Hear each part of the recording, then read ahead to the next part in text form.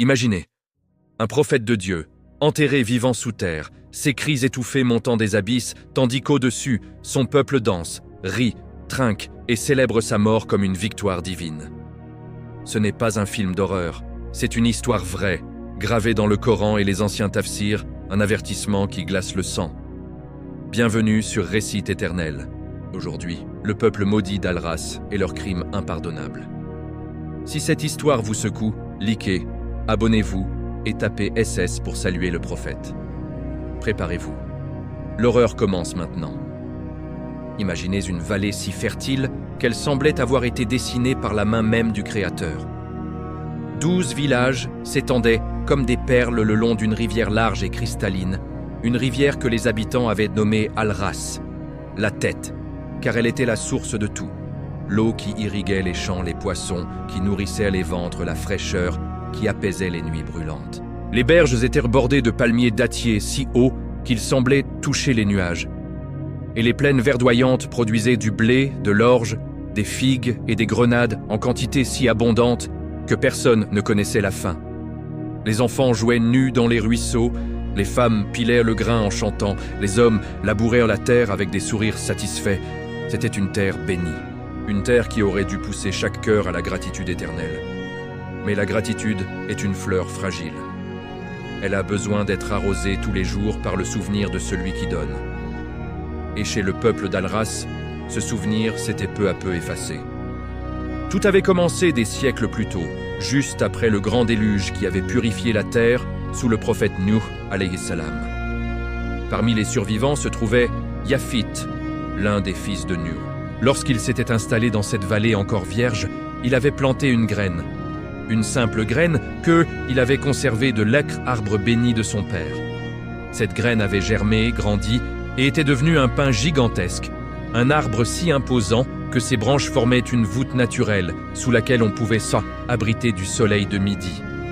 Les gens disaient que cet arbre portait la baraka du déluge, qu'il était un signe de la miséricorde d'Allah après la destruction. Pendant des générations, ils s'étaient contentés de le respecter, de s'asseoir à son ombre, de remercier Allah pour sa beauté et sa force. Puis vint le changement, lent, presque imperceptible. Les anciens moururent. Les enfants grandirent en entendant sans cesse « Cet arbre a survécu au déluge, cet arbre nous protège, cet arbre nous donne la vie. » Petit à petit, les mots glissèrent. On ne disait plus « Allah a fait pousser cet arbre pour nous ». On disait « Cet arbre nous a donné la vie ». La langue trahit le cœur avant que le cœur ne s'en rende compte. Un jour, un homme du nom de Qays, un ancien du premier village, tomba gravement malade. Sa fièvre était si haute qu'il délirait. Sa famille, désespérée, l'amena sous l'arbre géant et le déposa à son pied. Ils attachèrent des rubans de tissu aux branches basses, ils murmurèrent des promesses, ils égorgèrent un agneau et laissèrent le sang couler sur les racines. Le lendemain, Qays se réveilla guéri. Personne ne parla d'Allah ce jour-là. Ils parlèrent de l'arbre. « Il nous a exaucés, dirent-ils. Il a accepté notre offrande. » C'était le premier pas dans l'abîme. La nouvelle se répandit comme un feu de brousse. Bientôt, d'autres malades furent amenés sous l'arbre. Des couples stériles vinrent supplier pour un enfant. Des marchands vinrent promettre une part de leurs bénéfices pour une année prospère. Et à chaque fois qu'une prière semblait exaucée, ou simplement que le temps passait et que la personne allait mieux, on criait « El-Ti arbre a entendu, l'arbre a répondu ». Personne ne remarquait que les exaucements arrivaient aussi souvent quand on priait ailleurs. L'esprit humain adore les coïncidences qu'il peut toucher. Les années passèrent, la population augmenta. Les 12 villages devinrent 12 petites cités. Mais l'arbre originel restait loin pour beaucoup. Marcher des jours entiers pour atteindre ses racines devenait pénible. Alors un chef astucieux eut une idée. Pourquoi ne pas ramener la baraka chez nous? Ils prirent des graines de l'arbre géant, les plantèrent dans chaque village et creusèrent des canaux sophistiqués pour détourner une partie de eau pure de la rivière principale vers ces nouveaux arbres. Ils appelèrent cela « nourrir les enfants de l'arbre sacré ». Quand ces jeunes pins grandirent, ils furent déclarés sacrés, eux aussi. On les entoura de cordes, on interdit de cueillir leurs pommes de pin, on défendit de s'asseoir trop près sans ablution rituelle inventée de toutes pièces. Et puis vint la règle la plus folle, celle qui scella leur chute. L'eau qui arrosait ces arbres devint interdite aux humains.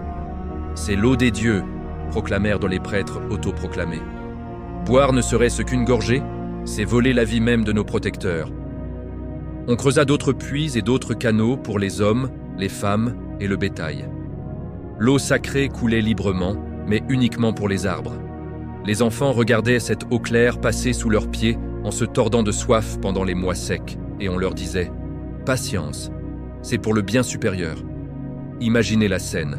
Une mère tenant son bébé hurlant de soif à quelques mètres d'un ruisseau limpide qui alimente un pin.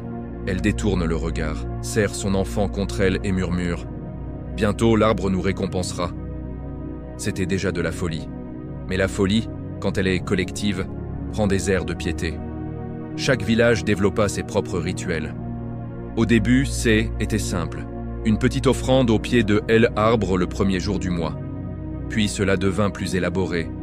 On amenait des chèvres, des moutons. On les égorgeait en cercle autour du tronc. Le sang imprégnait la terre. On allumait des feux. La fumée montait en spirales épaisses, enveloppant les branches.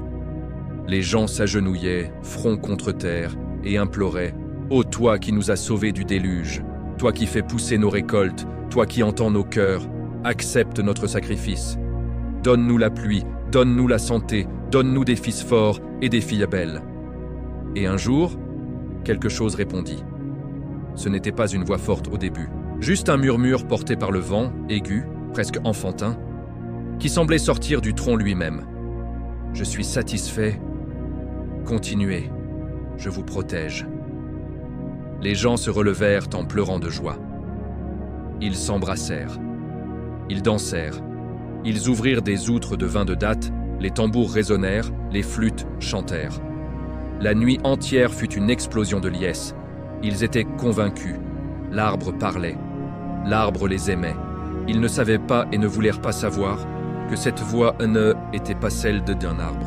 C'était la voix d'Iblis lui-même, le maudit, qui avait trouvé en eux des cœurs si vides de dhikr qu'ils pouvaient y entrer sans résistance. Ils n'avaient aucun pouvoir réel, mais ils n'en avaient pas besoin.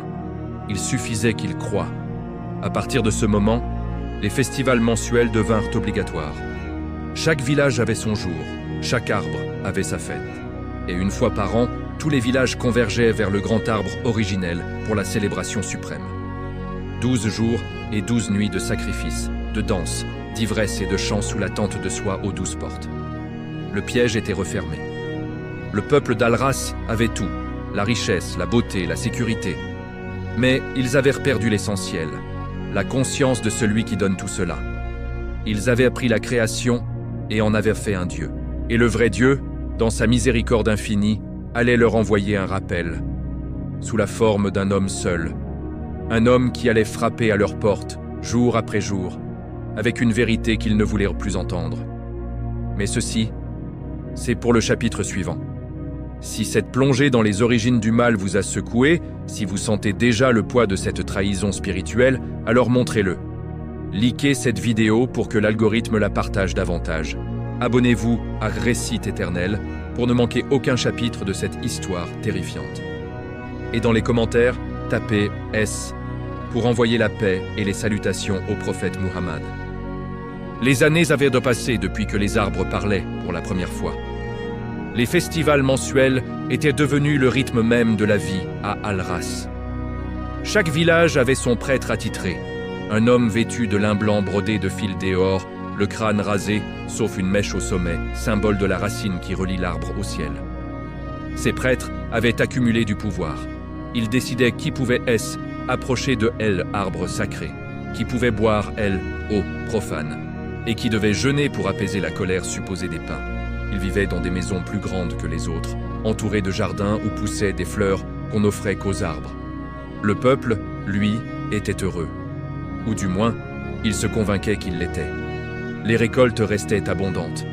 Les enfants naissaient en bonne santé. Les maladies semblaient reculer quand les sacrifices étaient généreux. Pourquoi douter? Pourquoi chercher plus loin? La voix aiguë qui sortait du tronc leur disait chaque mois « Je suis content de vous, restez comme vous êtes ». Et il restait, jusqu'au jour où un étranger apparut aux portes du grand village. Il arriva à pied, seul, sans escorte, sans chameau chargé de cadeaux.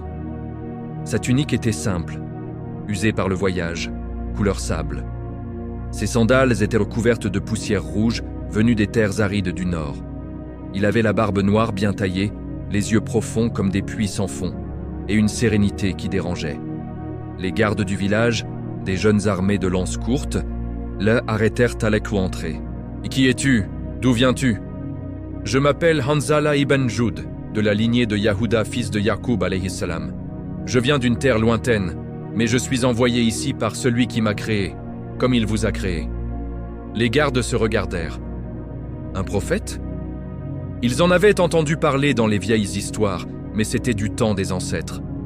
Aujourd'hui, les dieux vivaient dans les racines et parlaient avec des voix d'enfants. Que veux-tu ?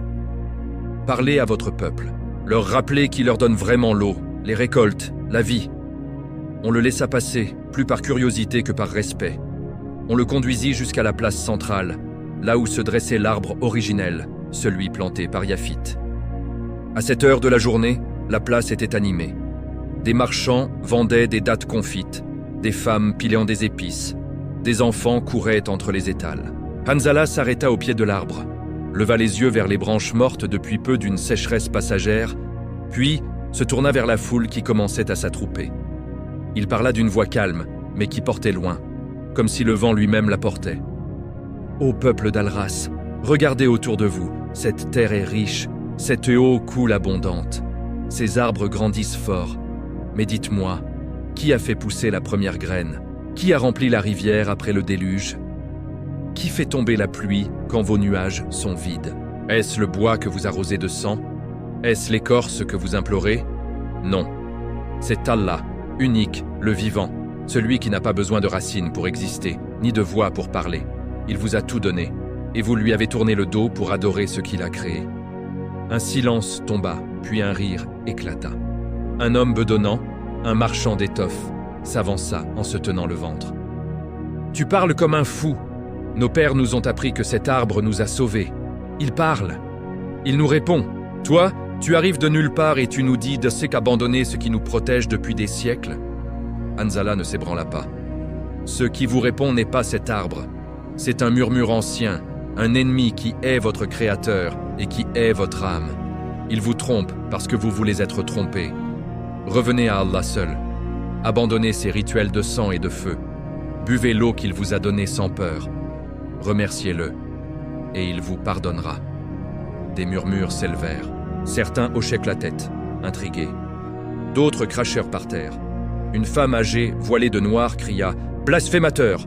Tu insultes nos dieux. Si tu continues, ils te feront taire. » Hanzala baissa la tête un instant, puis la releva. « Je ne crains pas vos arbres. Je crains seulement de ne pas transmettre le message. Mon devoir est de vous avertir. Le reste vous appartient. » Ce jour-là, il ne fut pas lapidé. Pas encore. On le laissa repartir vers les villages extérieurs. Mais la nouvelle se répandit comme une traînée de poudre. Un homme venu de Israël osait défier les pains sacrés. Les jours suivants, Hanzala marcha de village en village. Il s'asseyait sur les places, près des puits publics, jamais près des arbres sacrés, et parlait.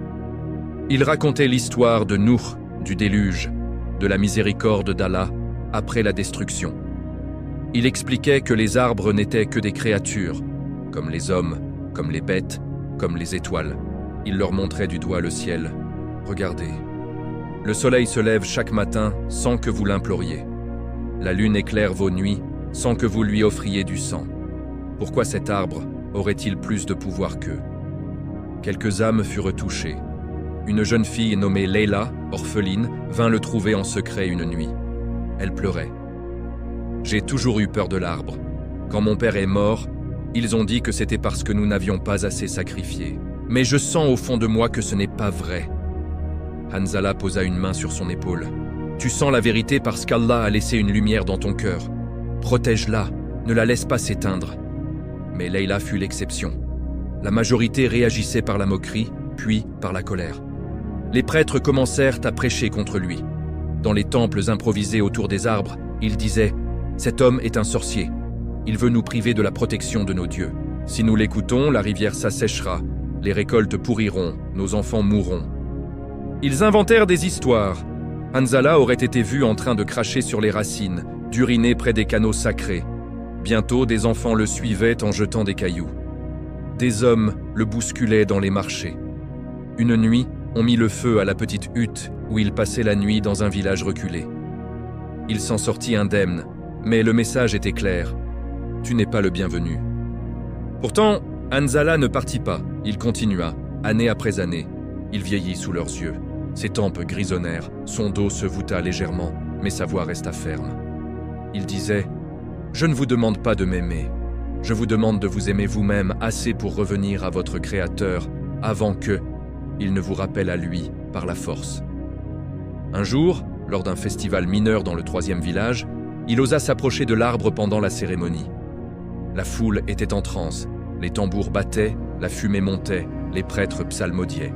Hanzala s'avança au milieu du cercle, leva les mains et cria par-dessus le bruit. « Arrêtez! Écoutez! Ce n'est pas votre Dieu qui parle, c'est votre ennemi! Il rit de vous pendant que vous pleurez devant du bois mort! » La musique s'arrêta net. Les prêtres se figèrent. Puis un cri s'éleva. « Saisissez-le » Ils se jetèrent sur lui.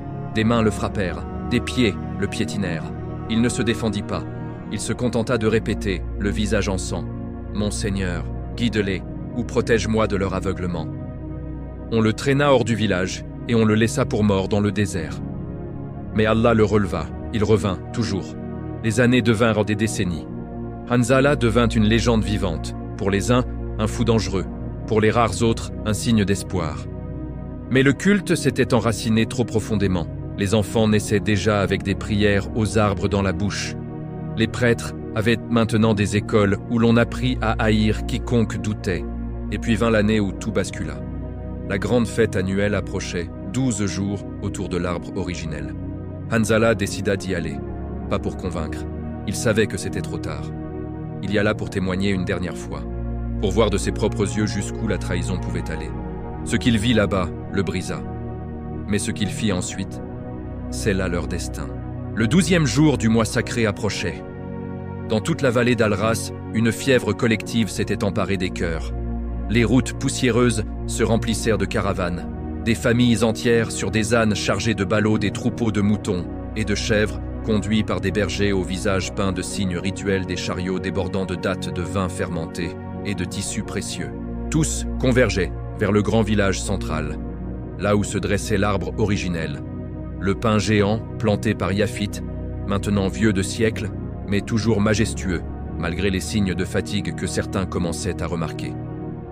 Les prêtres avaient fait construire une tente immense autour de les arbres, 12 portes de soie brodées d'or, une pour chaque village, chacune ornée du nom et du symbole de son pain sacré. À l'intérieur, le sol était recouvert de tapis persans volés aux marchands du Nord, et des lampes à huile pendaient aux branches basses, projetant des ombres dansantes sur le tronc ridé. Des centaines d'animaux avaient déjà été amenés, bœufs aux cornes dorées, agneaux aux pattes liées, chèvres aux yeux bandés. L'air sentait déjà le sang et la fumée. Hanzala arriva seul, au crépuscule du premier jour. Il n'avait plus de hutte, plus de provisions, plus d'amis visibles. Ses vêtements étaient déchirés par les voyages, son visage marqué par des cicatrices anciennes et récentes. Il passa les portes sans que personne ne l'arrête. Les gardes, trop occupés à accueillir les dignitaires, ne le remarquèrent même pas. Il se glissa parmi la foule, ombre parmi les ombres, et s'arrêta à l'entrée de la grande tente. Ce qu'il vit le frappa comme un coup de poignard. Des milliers de personnes étaient rassemblées. Hommes, femmes, enfants. Certains dansaient, déjà autour de feux immenses. D'autres s'agenouillaient en rang parfait devant l'arbre, front contre terre. Les prêtres, perchés sur des estrades de bois, psalmodiaient des hymnes anciens, leur voix se mêlant au battement incessant des tambours. Au centre, un autel de pierre noire recevait les sacrifices. Un prêtre égorgeait un taureau après l'autre, le sang coulant en rigole vers les racines. La fumée des feux montait si épaisse qu'elle obscurcissait le ciel, transformant le jour en crépuscule artificiel. Et puis, la voix. Elle surgit du tronc, plus forte que jamais, aiguë et caressante comme celle d'un enfant ravi. Mes serviteurs bien-aimés, vos offrandes me plaisent, votre dévotion est pure, continuez, je vous donnerai encore plus. La pluie viendra, les récoltes doubleront, vos ennemis seront écrasés, restez à mes pieds, et je serai votre Dieu pour toujours. Un hurlement de joie déchira l'air. Les gens se relevèrent en transe. Ils s'embrassèrent, pleurèrent, rirent. Les outres de vin circulèrent. Les danses reprirent, plus frénétiques. Des couples s'éclipsèrent dans l'ombre des tentes. Et au milieu de ce chaos jubilatoire, Hanzala resta immobile, les larmes coulant sur ses joues poussiéreuses. Il comprit, à cet instant précis, que les mots ne suffiraient plus. Il avait prêché pendant des décennies. Il avait supporté les insultes, les pierres, les feux, l'exil. Il avait vu des cœurs s'ouvrir pour se refermer aussitôt.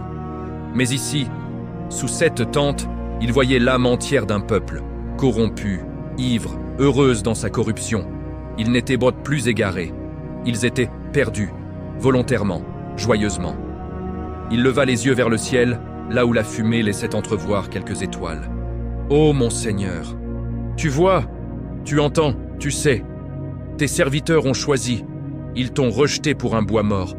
Ils ont préféré la voix du maudit à ta guidance. Ils ont tué leur propre lumière. Ô Allah, je t'ai transmis le message. J'ai enduré pour eux. Mais ils ne veulent pas. Alors, montre-leur ta puissance. Assèche ces arbres qu'ils adorent. Fais-leur voir leur impuissance. Ô Seigneur, que ta justice parle là où ma miséricorde a échoué. » Il murmura cette dua d'une voix brisée, les mains ouvertes vers le haut. Personne ne l'entendit au milieu du vacarme. Personne ne le vit, mais Allah l'entendit. Cette nuit-là, la fête continua jusqu'à l'aube. Les gens s'endormirent, ivres, repus, satisfaits.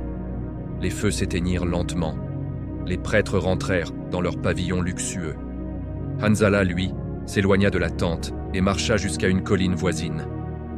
Il s'assit sur une pierre, face à l'arbre géant qui dominait la vallée comme un roi fatigué. Il ne dormit pas. Il pria. Il attendit. Le soleil se leva, pâle et voilé. Et ce fut le silence. Pas un oiseau, pas un cri d'enfant, pas un bêlement de chèvre. Puis, les premiers hurlements. Des femmes sortirent en courant des tentes, les cheveux défaits. Des hommes se précipitèrent vers leurs arbres sacrés. Des enfants pleuraient.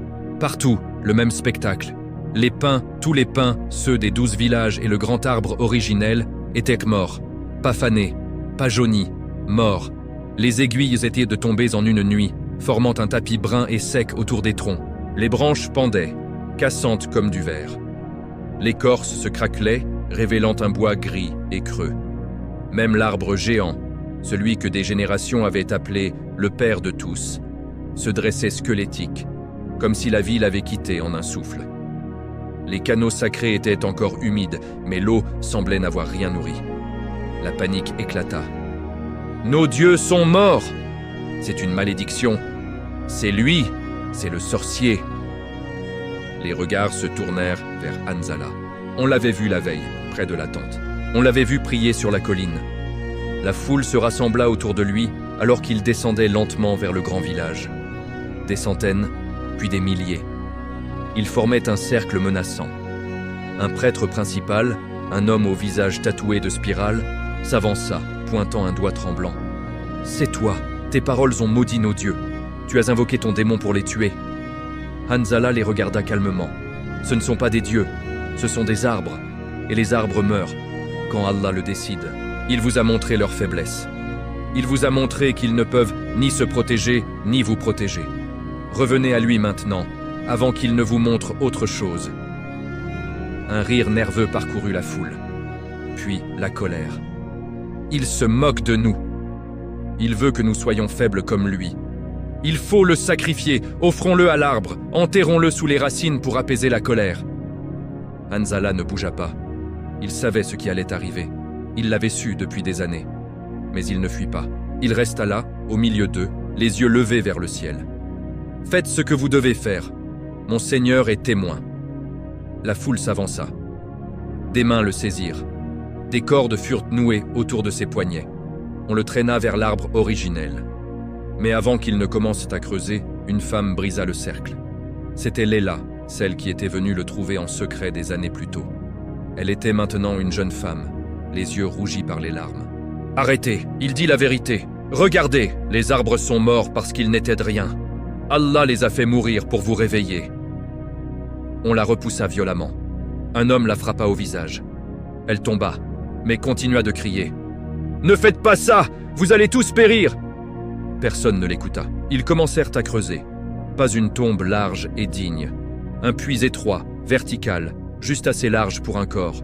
Profond, étouffant, sous les racines même de l'arbre mort. Hanzala les regardait faire sans résistance. Quand ils le descendirent, lentement, en le faisant glisser le long des parois rugueuses, il murmura une dernière fois « Ô Allah, hâte-toi de prendre mon âme. Ne me laisse pas dans leur obscurité plus longtemps que nécessaire. » La pierre fut roulée, l'obscurité l'engloutit, et au-dessus, ils se mirent à chanter. La pierre roula avec un grondement sourd, comme si la terre elle-même grognait de satisfaction. Elle s'encastra parfaitement dans l'ouverture du puits, scellant Hanzala dans une nuit absolue. Pas une fissure, pas un filet de lumière. Juste le noir total, épais, qui collait à la peau comme une seconde chair. À l'intérieur, le prophète ne pouvait ni s'asseoir, ni s'allonger. Le puits avait été creusé exprès. Étroit comme un cercueil debout, les parois rugueuses de terre et de pierre râpèrent ses épaules à chaque respiration. Ses bras étaient plaqués le long de son corps, ses mains touchaient à peine ses cuisses. Ses genoux étaient légèrement pliés, forcés par l'étroitesse. Chaque mouvement, même le plus infime, faisait crisser la terre contre sa tunique déchirée. L'air était déjà lourd, chargé de late odeur humide du sol et du sang séché des sacrifices qui avaient imprégné les racines au-dessus. Il ne cria pas tout de suite. Il pria d'abord, d'une voix basse, presque un murmure. « Oh Allah, tu vois l'étroitesse de cet espace, tu vois la lourdeur de cette pierre sur ma poitrine, tu vois ma faiblesse totale, mon impuissance complète. Hâte-toi de prendre mon âme, ne tarde pas à répondre à ma prière. » Au-dessus, le silence ne dura que quelques secondes. Puis, l'acclamation éclata. C'était un rugissement de triomphe, un cri collectif qui fit vibrer la terre autour du puits. Des milliers de voix hurlèrent en chœur. « Nos dieux sont vengés, le blasphémateur est enterré, maintenant ils reviendront à la vie. » Les tambours reprirent immédiatement, plus forts, plus frénétiques. Les flûtes sifflèrent. Les femmes entonnèrent des chants aigus de victoire. Les hommes tapèrent des pieds en rythme, faisant trembler le sol au-dessus de la tête de Hanzala. Ils sentaient chaque vibration dans ses os, comme si on dansait directement sur son crâne. Ils formèrent des cercles autour de l'arbre mort. Ils se prirent par les mains, tournoyèrent, rirent aux éclats. Les outres de vin passèrent de main en main, le liquide sucré coulant sur les mentons, tachant les vêtements de fête. Des enfants imitèrent les adultes, sautant et criant « Il est mort! Il est mort! Les arbres vont revivre !» Certains s'approchèrent de la pierre scellée et crièrent à travers elle, moqueurs « Pleure, ô sorcier! Appelle ton Dieu! Il ne t'entend pas. Nos dieux, eux, nous parlent encore. Regarde comme ils sont contents. » Hanzala les entendait. Chaque mot traversait la pierre comme une lame. Mais il ne répondit pas à leurs insultes. Il continua sa dua, plus lentement, plus profondément. « Rab, Arham Nafadaf, mon Seigneur, aie pitié de moi dans ma faiblesse. » Les heures passèrent. La fête ne s'arrêta pas. Au contraire, elle s'intensifia. Les feux furent rallumés, plus grands, plus hauts. La fumée noire enveloppa à nouveau l'arbre squelettique, comme pour le ressusciter par la force de leur ferveur. Ils jetèrent des offrandes supplémentaires, des bijoux arrachés à leur cou, des tissus précieux, même des armes. Tout cela pour apaiser les pins desséchés. Sous terre, l'air se raréfiait. Hanzala sentait sa poitrine se soulever avec de plus en plus de peine. La sueur coulait sur son visage, se mêlant à la poussière qui tombait en fine pluie à chaque vibration des danses. Ses jambes commençaient à trembler sous l'effort de rester debout. Il n'y avait nulle part où s'appuyer vraiment. Ses genoux heurtaient les parois à chaque spasme. Il pensa à Léla, à son cri désespéré quand on l'avait emmenée. Il pria pour elle. « Protège-la, ô Allah. Ne laisse pas son cœur s'éteindre dans cette obscurité qu'ils ont choisie. » Il pensa aux rares âmes qui avaient écouté, même un instant. Il pensa aux enfants qui naîtrent dans ce mensonge, élevés pour haïr la vérité. Et il pria pour eux tous, « Guide-les, Seigneur, ou épargne-les de la colère qui vient. » Mais il ne pria pas pour être sauvé. Il savait que sa mission était terminée. Il avait transmis, il avait averti, il avait enduré. Maintenant, il ne demandait plus qu'une chose, la fin rapide. Au-dessus, la nuit tomba. Les étoiles apparurent, indifférentes. Les danses continuèrent à la lueur des torches. Certains s'endormirent sur place, ivres morts, la tête posée sur les racines mortes. D'autres continuèrent, inlassables, convaincus que leur joie accélérerait le miracle. Vers le milieu de la nuit, la voix de Hanzala s'éleva à nouveau, plus faible, mais toujours audible pour ceux qui se seraient approchés de la pierre. Elle portait, étouffée à travers la terre, « Mon Seigneur, tu vois mon angoisse. Tu vois à quel point cet espace est confiné. Pitié de ma faiblesse. Hâte-toi. » Quelques danseurs s'arrêtèrent. Ils tendirent l'oreille, puis ils éclatèrent de rire. « Écoutez-le, il supplie encore. Pleure, pleure, ton Dieu est sourd. » Ils augmentèrent le volume des tambours pour couvrir les sons. Ils chantèrent plus fort. Ils burent plus fort, comme si noyer sa voix sous leur bruit pouvait effacer leurs crimes. Mais Allah entendait chaque syllabe. Sous la pierre, Hanzala sentit son corps faiblir. Ses poumons brûlaient. Sa vision, déjà plongée dans le noir, se brouilla davantage. Des points lumineux dansaient devant ses yeux fermés. Il murmura une dernière fois « Ashhadu an la ilaha illallah wa ashhadu anna Muhammadan Rasulullah ». Puis le silence tomba sur lui, pas le silence de la mort immédiate. Celui d'un corps qui s'éteint lentement, seconde après seconde. Au-dessus, la fête battait encore son plein. Ils dansèrent jusqu'à l'aube. Ils trinquèrent à leur victoire. Ils se congratulèrent mutuellement. Demain, les arbres seront verts. Demain, nos dieux nous souriront à nouveau. Nous avons prouvé notre loyauté. Ils s'endormirent enfin, épuisés, heureux, éparpillés autour de l'arbre mort comme des mouches autour d'un cadavre. Le soleil se leva sur une vallée silencieuse.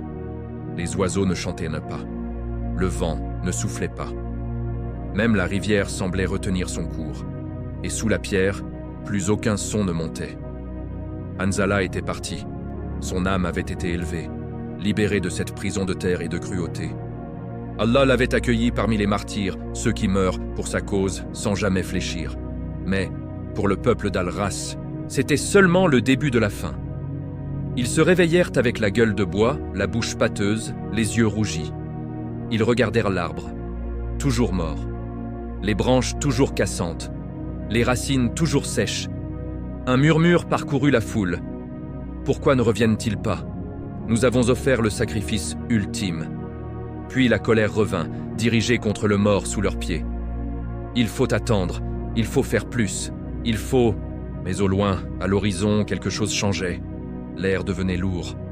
Une couleur étrange teintait le ciel, un vent rouge se levait. Et avec lui, la colère d'Allah qui n'attendait plus. Si ce chapitre vous a coupé le souffle, si l'image de cet homme pieux agonisant sous les rires de son propre peuple vous hante déjà, alors restez avec nous. Le châtiment arrive. Liquez pour honorer la mémoire de Hanzala et pour que cette histoire continue de se répandre. Abonnez-vous à Récit éternel et activez la cloche. Le chapitre 5 va vous glacer le sang.